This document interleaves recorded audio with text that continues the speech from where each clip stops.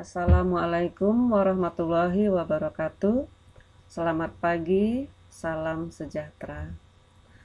Alhamdulillah, puji syukur kepada Yang Maha Kuasa. Hari ini kita bisa bertemu lagi dalam kegiatan pembelajaran bahasa Indonesia. Bagaimana kabar semua? Mudah-mudahan kita selalu dalam keadaan sehat, dalam lindungan Tuhan Yang Maha Kuasa.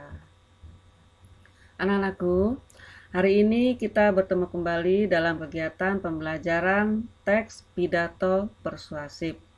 Melanjutkan pembelajaran minggu yang lalu, tentunya kalian masih ingat apa yang dimaksud dengan teks pidato persuasif, apa ciri-cirinya, jenis-jenisnya, serta tujuan orang melakukan pidato persuasif. Masih ingat? Ya, baik, kita lanjut. Kalau pada pertemuan minggu yang lalu, kita belajar bagaimana cara menemukan informasi di dalam pidato persuasif serta menyimpulkan informasi tersebut, maka pada pertemuan kali ini kita akan membahas tentang struktur dan kebahasaan di dalam pidato persuasif. Bagaimana susunan dari pidato persuasif serta kaidah-kaidah kebahasaan yang terdapat di dalam pidato persuasif. Tujuan pembelajaran kali ini adalah setelah mengikuti pembelajaran struktur dan kaidah kebahasaan pidato persuasif, diharapkan kalian mampu menelaah struktur dan ciri kebahasaan yang terdapat di dalam pidato persuasif. Masih ingat teks pidato persuasif yang kita bahas minggu lalu? Teks pidato itulah yang akan kita bahas pada pertemuan ini untuk kita telaah struktur dan aspek kebahasaannya. Silakan kalian cermati baik-baik pidato tersebut untuk kita telaah struktur dan kebahasaannya nanti.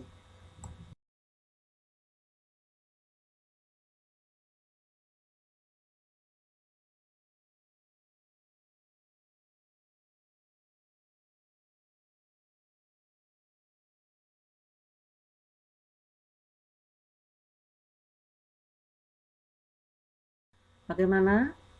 Sudah dicermati teks pidato persuasif tadi? Kalau kita perhatikan, teks pidato persuasif tadi terdiri atas 3 bagian. Yang pertama, bagian pembuka, berisi salam pembuka, sapaan kepada hadirin, ucapan syukur kepada Yang Maha Kuasa, ucapan terima kasih, dan penyampaian tujuan pidato. Berikutnya, bagian isi. Bagian isi ini berisi paparan, permasalahan atau topik yang akan dijabarkan secara rinci. Dan diakhiri dengan bagian penutup, penyampaian simpulan, ucapan terima kasih, permohonan maaf, dan salam penutup. Itulah garis besar struktur teks pidato persuasif. Bagaimana? Sudah jelas tentang struktur teks pidato persuasif? Teks pidato persuasif terdiri atas 3 bagian, yaitu pembuka, isi, dan penutup. Kali ini kita bahas tentang isi dari pidato persuasif. Pidato persuasif diawali dengan pernyataan posisi, yaitu pendapat atau pendirian penulis terhadap permasalahan yang disampaikan. Pada teks pidato yang kita baca tadi, si penulis punya pendapat bahwa kesuksesan seseorang itu berawal dari mimpi. Nah, pada bagian tahap argumen, si penulis menjabarkan alasan-alasan yang logis mengapa dia mengatakan kesuksesan itu berawal dari mimpi. Nah, alasan-alasan itu dalam bentuk argumen yang mendukung, yang dapat diterima, logis, dengan bukti-bukti dan fakta yang kuat, serta contoh-contoh orang yang sukses meraih mimpi. Bagian terakhir dari isi pidato persuasif adalah penguatan pernyataan posisi. Pada bagian ini, si penulis, si pembicara kembali menyampaikan simpulan posisi yang paling menonjol dari alasan-alasan dari argumen mengapa kesuksesan itu berawal dari mimpi. Baik anak-anakku sekalian, bagaimana dengan struktur teks pidato persuasif? Sudah jelas ya? Baik, kalau sudah, kita lanjut dengan kaidah kebahasaan pidato persuasif. Secara garis besar, di dalam pidato persuasif yang harus diperhatikan adalah penggunaan konjungsi dan kalimat persuasif. Kali ini akan kita bahas konjungsi dan kalimat persuasif di dalam pidato persuasif. Apa yang dimaksud dengan konjungsi? Masih ingat? Konjungsi adalah kata sambung yang digunakan untuk menghubungkan satu unsur dengan unsur lain, baik kata dengan kata dengan kalimat, atau kalimat dengan kalimat. Ada bermacam-macam konjungsi. Ada konjungsi koordinatif, ada konjungsi subordinatif, ada konjungsi korelatif, dan konjungsi antar kalimat. Konjungsi koordinatif adalah konjungsi yang menghubungkan dua unsur kalimat atau lebih yang kedudukannya sederajat atau setara. Jadi kedua kalimat itu masing-masing bisa berdiri sendiri. Yang termasuk konjungsi koordinatif itu kata-kata dan, serta, atau tetapi. Contoh, aku membeli pisang dan kakak membeli serabi. Dan di situ termasuk konjungsi koordinatif. Berikutnya konjungsi subordinatif. Konjungsi subordinatif menghubungkan dua klausa atau lebih yang kedudukannya tidak sederajat. Berarti salah satunya tidak bisa berdiri sendiri. Yang termasuk ke dalam konjungsi subordinatif itu kata-kata sejak, sedari, sementara, sambil, ketika, selama, setelah, hingga, kalau, jika, bila, seandainya, asalkan, bila mana, agar, dan supaya. Contoh penggunaannya. Aku sudah berdiri di tempat ini sejak tadi pagi. Nah, kata sejak itu menghubungkan kalimat aku sudah berdiri di tempat ini dengan frase tadi pagi. Nah, kata tadi pagi tidak bisa berdiri sendiri. Berikutnya, konjungsi korelatif. Konjungsi korelatif ini adalah gabungan atau pasangan konjungsi yang menghubungkan dua kata, frasa, atau klausa dalam posisi status sintaksis yang sama. Jadi konjungsi korelatif terdiri dari dua kata berpasangan.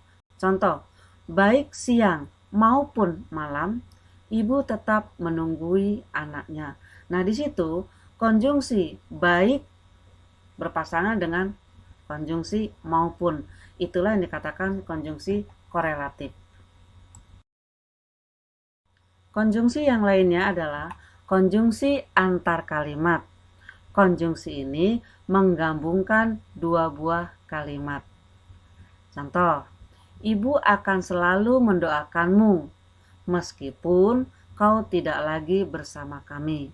Nah, di situ ada dua kalimat. Kalimat yang pertama, ibu akan selalu mendoakanmu. Kalimat yang kedua, kau tidak lagi bersama kami. Kedua kalimat ini dihubungkan dengan kata meskipun. Nah, yang termasuk dalam konjungsi antar kalimat itu adalah kata-kata meskipun, apalagi, sesungguhnya. Nah, itulah contoh-contoh konjungsi antar kalimat.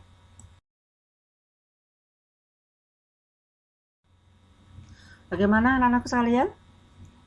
Sudah cukup jelas sampai di sini? Tadi kita sudah bahas tentang struktur teks pidato persuasif.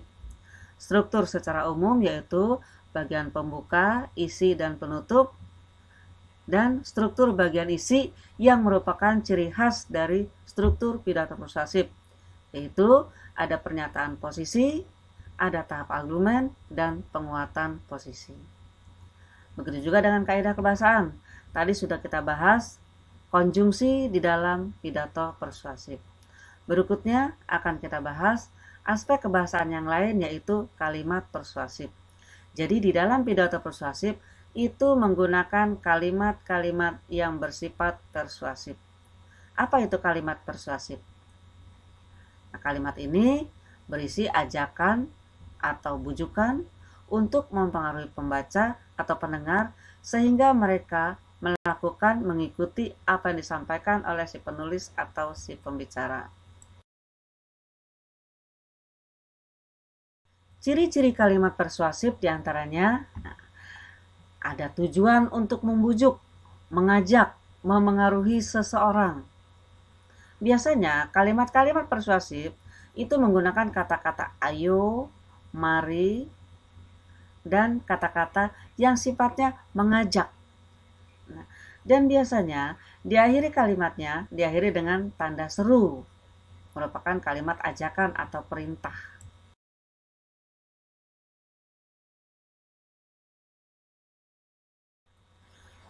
Selain dari ciri-ciri yang kita sebutkan tadi, kalimat persuasif juga menggunakan kata-kata yang mengalami nominalisasi, yaitu kata kerja yang diubah menjadi kata benda, menggunakan kata ganti orang umum, menggunakan bentuk pasif, kata sifat emotif yang sifatnya untuk mempengaruhi, istilah teknis dan sinonim sebagai variasi kata, rantai atau rumpun kata yang saling berkaitan, kata tugas, dan modalitas.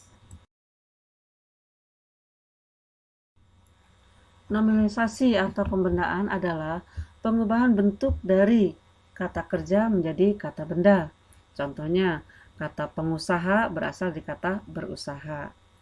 Berikutnya, kata ganti orang umum. Nah, kata ganti orang umum ini digunakan dalam kalimat persuasif untuk menggambarkan bahwa ia termasuk adalah salah satu dari warga dari masyarakat umum. Contohnya ada kata pengusaha-pengusaha. Nah, berikutnya kata bentuk pasif. Kata bentuk pasif ini tujuannya adalah untuk menegaskan supaya lebih kuat apa-apa yang sudah disampaikan. Pidato persuasif adalah pidato yang tujuannya untuk mempengaruhi atau membujuk seseorang. Karena itu di dalamnya ada kalimat-kalimat persuasif. Di dalam kalimat-kalimat persuasif itu mengandung kata-kata sifat emotif. Kata-kata yang bisa menggugah perasaan seseorang. Contohnya, pada kalimat, kita harus menjadi pemuda yang tangguh dan berjiwa optimis dan dapat menjadi contoh bagi generasi yang akan datang. Nah, kata-kata itu termasuk kata sifat emotif karena bisa menggugah orang yang mendengarnya. Berikutnya, istilah teknis dan sinonim. Istilah teknis digunakan sesuai dengan permasalahan yang disampaikan. Sedangkan sinonim digunakan untuk variasi bila ada pengulangan kata supaya tidak membosankan. Di dalam teks pidato persuasif juga kerap digunakan rantai kata atau rumpun kata. Jadi beberapa kata yang saling berkaitan itu disusun digunakan dalam sebuah kalimat.